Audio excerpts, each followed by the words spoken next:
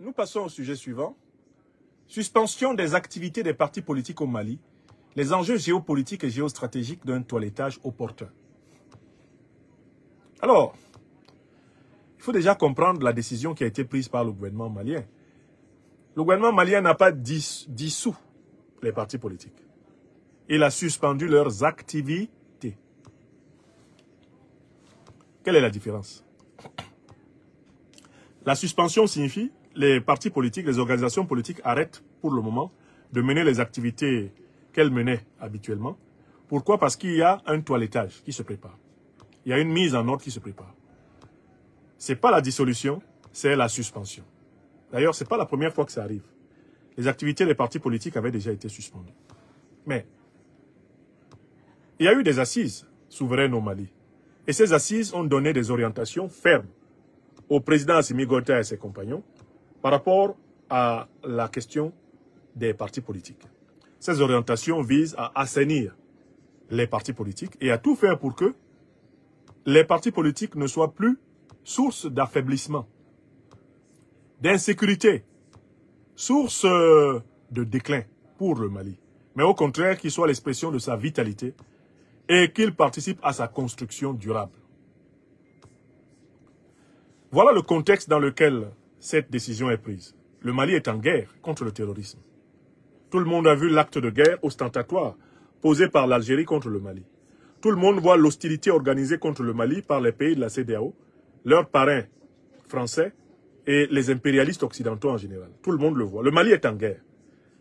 Les terroristes qui ensanglantent encore ça et là le Mali sont des mercenaires payés par l'impérialisme occidental pour déstabiliser tout le Sahel afin de pouvoir continuer à le piller.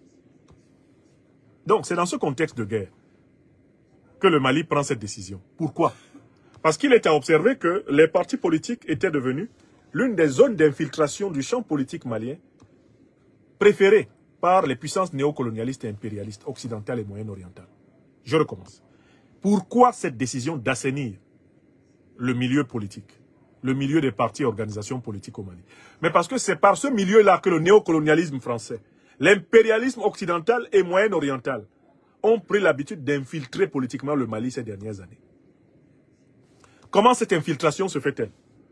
Elle se fait d'abord par le déversement de liasses entières de milliards de francs CFA à des entrepreneurs politiques chargés de déstabiliser le Mali pour le compte des puissances néocolonialistes, impérialistes, occidentales et moyen-orientales. Voilà la première méthode, la corruption. Beaucoup de dirigeants des partis politiques qu'on a là, en Afrique en général, au Mali en particulier, sont corrompus par des puissances étrangères. Représentent les intérêts de puissances étrangères, non pas les intérêts du peuple malien. Les dirigeants maliens ont de nombreuses preuves de financement occulte de la classe politique malienne par des forces étrangères. Deuxième raison. Mais les groupes terroristes sont financés par ces forces.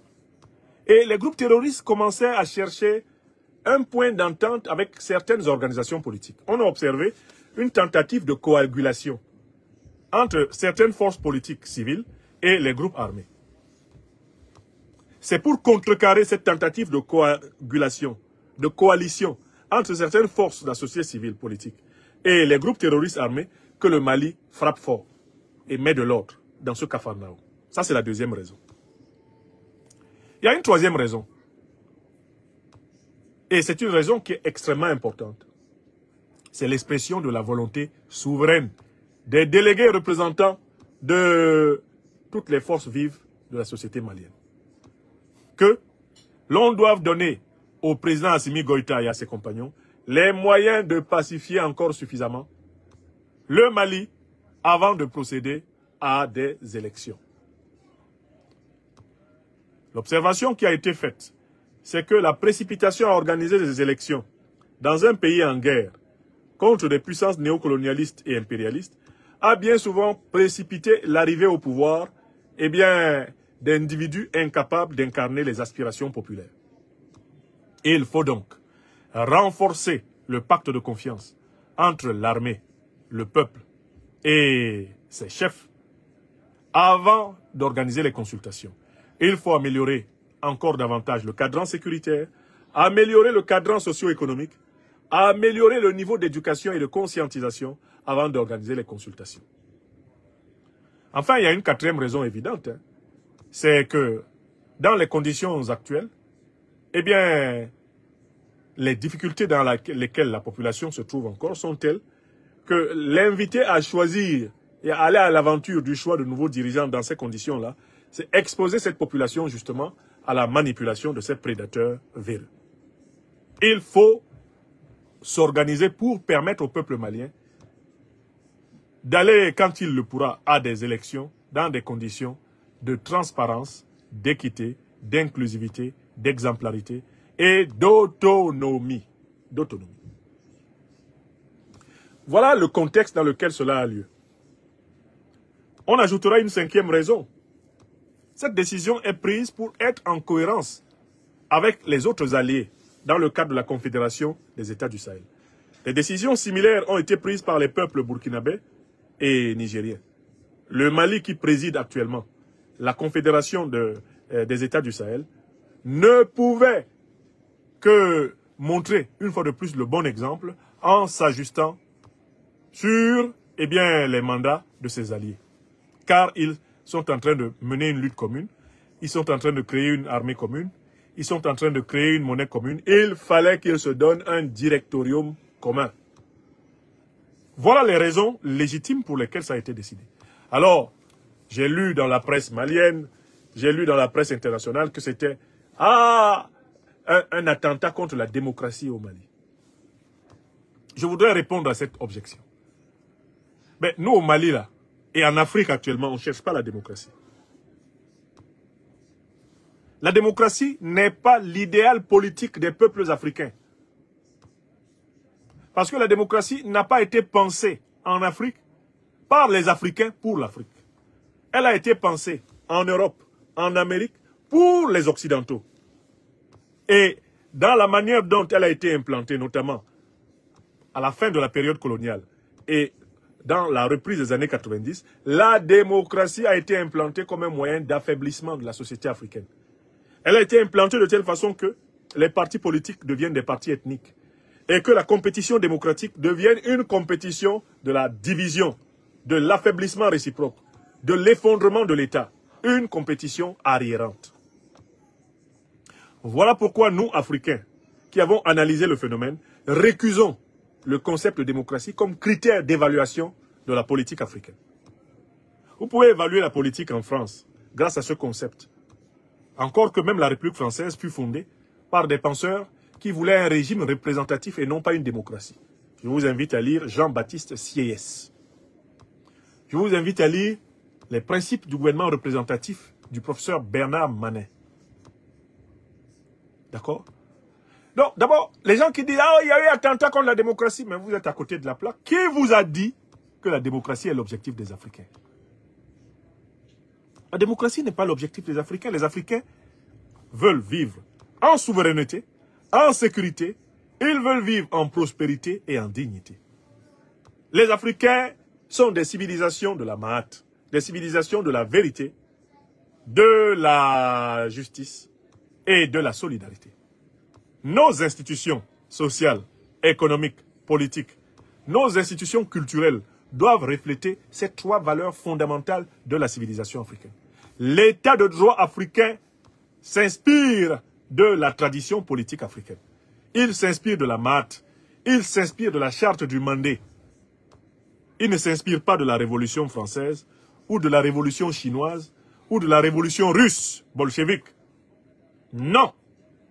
L'État malien s'inspire de l'histoire longue et profonde du Mali et des peuples africains. C'est la dynamique actuelle. Donc, il ne s'agit pas d'une atteinte à la démocratie, parce que ce n'est pas elle qu'on recherche. Ce qui est recherché maintenant, partout en Afrique, ce sont des États souverains, des États stratégiquement libres, donc en sécurité. Ce sont des États défendant leurs intérêts vitaux. Ce qui correspond parfaitement aux valeurs de la vérité, de la justice et de la solidarité. Voilà ce que nous recherchons. Nous recherchons des États mahatocratiques, monsieur, madame. Arrêtez de nous faire un chantage à la démocratie en Afrique, ça ne passe plus. Ce concept a été détrôné comme le concept de djihadisme. poubelle, tout ça. Vous pouvez utiliser ça ici en Europe. Vous pouvez l'utiliser en France, vous pouvez l'utiliser encore qu'en France, en Europe, il y a 12 monarchies là qui n'ont pas fini de faire élire leur roi. Vous pouvez ramener votre concept là ici. L'Afrique récuse. L'Afrique éveillée récuse le paradigme démocratique comme critère d'évaluation de son ordre politique. L'Afrique revendique les normes sociétales traditionnelles comme critère d'évaluation de son système politique. Donc aujourd'hui en Afrique, on se demande si la politique qui est menée, est-ce que c'est une politique qui est juste? Est-ce que c'est une politique qui est basée sur la vérité? Est-ce que c'est une politique qui renforce la solidarité entre nous? Voilà nos 3 questions. Quand nous regardons un système politique africain, nous nous demandons, est-il juste? Nous nous demandons, est-ce que c'est un système véridique? Nous nous demandons si c'est un système solidaire. Si un système politique africain remplit les critères de la véracité de ses principes, de ses pratiques, de la justice envers tous, si ce système, eh bien, est un système qui privilégie la solidarité envers les plus vulnérables, en Afrique, c'est un bon système, c'est un état de droit. Si nous combattons la dictature de Paul Biya ou la dictature de Ouattara, à titre d'exemple, c'est parce que ce sont des régimes mensongers, donc anti-véridiques. Ce sont des régimes injustes. Ce sont des régimes anti-solidaires, anti-nationaux. Ce sont des régimes où les Africains sont gouvernés par des gens qui les traitent en ennemis. Voilà pourquoi nous les combattons.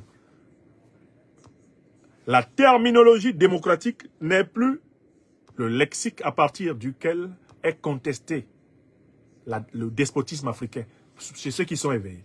Parce que quand vous vous référez à la terminologie démocratique, vous êtes obligé de venir chercher des brevets de démocratie, eh bien en Europe, en Amérique, etc.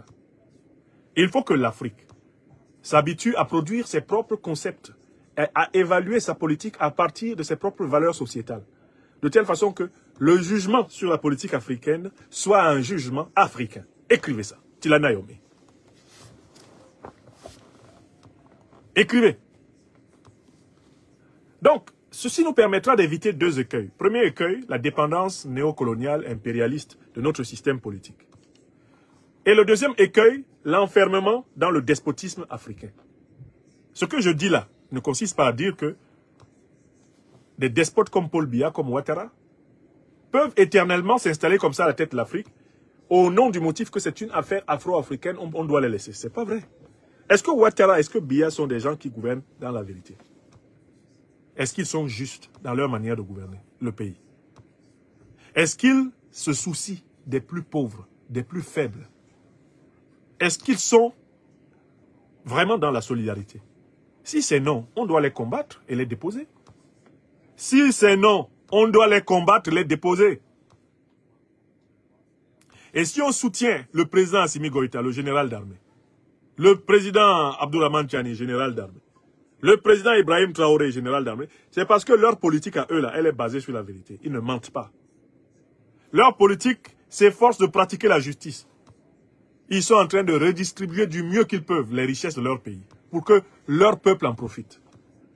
Ils n'ont pas des comptes bancaires bourrés à l'étranger pour ramasser l'argent des Maliens, l'argent des Burkinabés, l'argent des Nigériens et venir le cacher ici pour le donner à leurs enfants. Leur avenir est avec eux là-bas, en Afrique. Oui, c'est pour cela que nous les soutenons. Parce qu'ils mènent une politique en faveur du peuple africain. Vous comprenez? Donc, au Mali, la suspension des activités des partis politiques est une décision légitime. C'est une décision justifiée. C'est une décision salvatrice. Elle va permettre d'assainir le milieu politique. Elle va permettre de neutraliser les tops du néocolonialisme et de l'impérialisme. Elle va permettre de promouvoir un pluralisme politique constructif, sain. Un pluralisme politique exemplaire. Elle va permettre de promouvoir une vie politique malienne solidaire, cohérente, avec les grands objectifs de civilisation que j'ai énoncés tout à l'heure. Voilà. Voilà ce qu'il faut, à mon avis, retenir ici.